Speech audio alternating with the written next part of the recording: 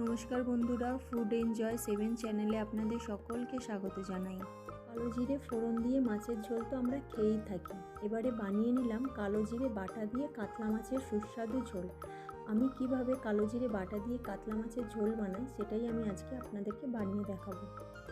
এখানে 6 পিস নিয়েছি কাতলা মাছ, আর কাতলা মাছটাকে ভালো করে ধুয়ে জল ঝরিয়ে নিয়েছি। দিলাম 1 টেবিল চামচ সর্ষের তেল। এবারে দিলাম 1 টেবিল চামচ হলুদ গুঁড়ো, আর দিলাম 1 টেবিল চামচ নুন।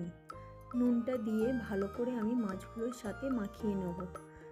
মাছ ভাজার আগে যদি নুন হলুদের সঙ্গে একটু তেল মিশিয়ে দেন তাহলে কিন্তু মাছগুলোর সাথে ভালোভাবে মশলাটা মিশে যায়, আর কিন্তু যখন আপনি ভাজবেন মাছগুলো তখন কোনো রকম তেল ছিটকে আসবে না। এবারে নুন হলুদ আর তেল মাখানো মাছটাকে আমি 5 থেকে 7 মিনিটের জন্য রেখে তারপরে ভেজে নেব। একটা ফ্রাই প্যানে আমি দিয়ে দিলাম 1 টেবিল চামচ কালো জিরে আর একটা শুকনো লঙ্কা দিয়ে হালকা করে সেঁকে নেব। তারপর এটাকে আমি হামালদিস্তায় থেতো করে নেব।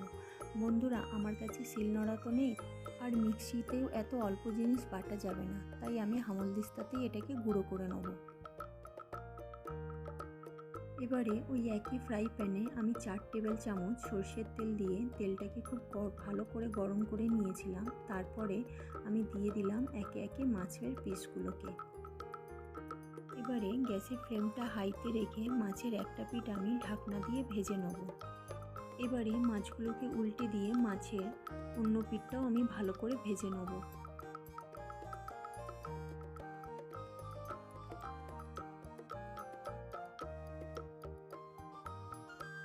দেখুন, মাছের দু পিঠই ভালো করে ভাজা হয়ে গেছে। এবার মাছগুলোকে তুলে নিয়ে আমি বাকি রান্নাটুকু করে নেব।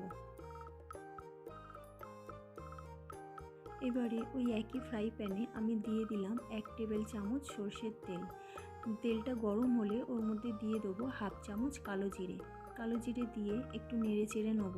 তারপর আমি ওর মধ্যে দিয়ে দেবো একটা বড় কেটে রাখা পেঁয়াজের কুচি। এই সময় গ্যাসের ফ্লেমটা হাইতে রেখেই আমি পেঁয়াজগুলোকে হালকা সোনালি কালারের করে ভেজে নেব।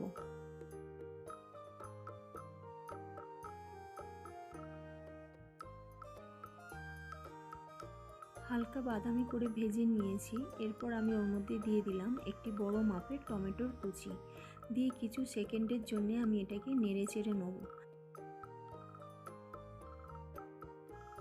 দিলাম হাফ টেবিল চামচ হলুদ গুঁড়ো,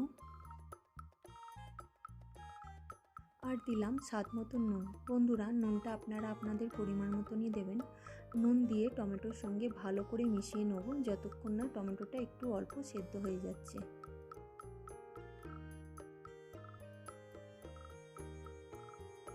টমেটোটা হালকা সেদ্ধ হয়ে গেছে। এবার আমি ওর মধ্যে দিয়ে দিলাম আদা আর রসুন বাটা।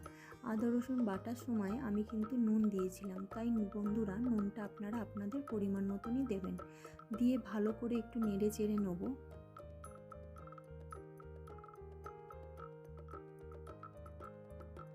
এবারে দিয়ে দিলাম আমি গুঁড়ো করে রাখা কালো জিরে আর শুকনো লঙ্কাটা দিয়ে সবগুলো ভালো করে আমি টমেটোর সঙ্গে মিশিয়ে নেব।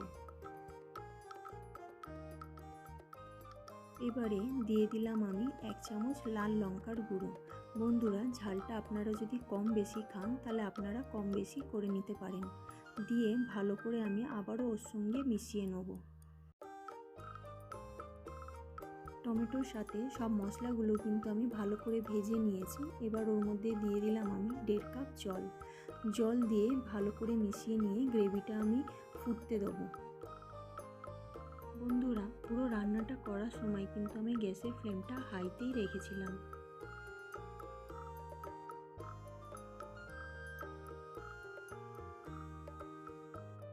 গ্রেভিটা ফুটে গেছে। এবার আমি ওর মধ্যে দিয়ে দেবো একে একে ভেজে রাখা মাছগুলো দিয়ে 3 থেকে 4 সেকেন্ডের জন্য গ্রেভিটাকে আমি মাছের সঙ্গে ভালো করে ফুটিয়ে নেব। বন্ধুরা, এখানে কিন্তু আমি আর কোনো রকম মশলা ব্যবহার করব না। গ্রেভিটা ফুটতে শুরু করেছে। এই সময় আমি মাছগুলোকে উল্টে পাল্টে দেবো, দিয়ে তারপরে আরেকটুখানি ফুটিয়ে নেব। দিলেই রেডি হয়ে যাবে কালো জিরে বাটা দিয়ে কাতলা মাছের ঝোল। যদি ভিডিওটা আপনারা এতখানি দেখেছেন আর আপনাদের ভালো লাগে তাহলে প্লিজ ভিডিওতে একটা লাইক আর আমার চ্যানেলে সাবস্ক্রাইব করে দেবেন। দেখা হবে পরের ভিডিওতে।